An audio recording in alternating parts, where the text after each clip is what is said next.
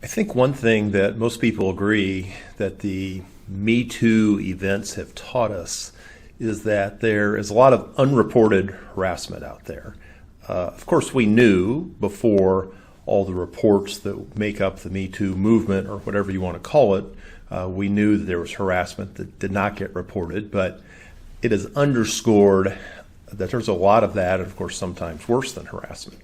So no matter where you sit in the equation, whether you're management or a potential victim or a potential harasser or an observer, it's important to think about what I call the reporting gap and why that's there and what you can do about it.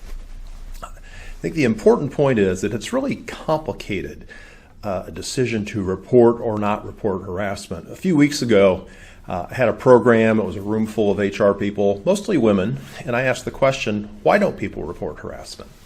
Got a lot of notes, a lot of ideas, some of them that person will be retaliated against, even if not explicitly, just implicitly.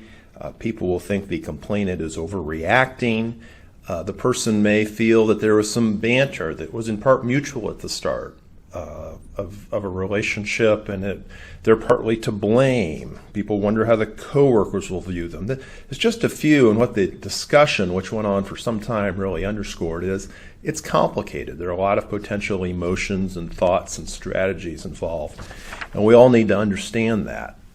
So if you're HR or a manager, appreciate that no matter how well you do the policies, the training, responding to things that are reported to you, there probably is some conduct out there that may be unwelcome that you don't know about, and you want to be aware of that fact.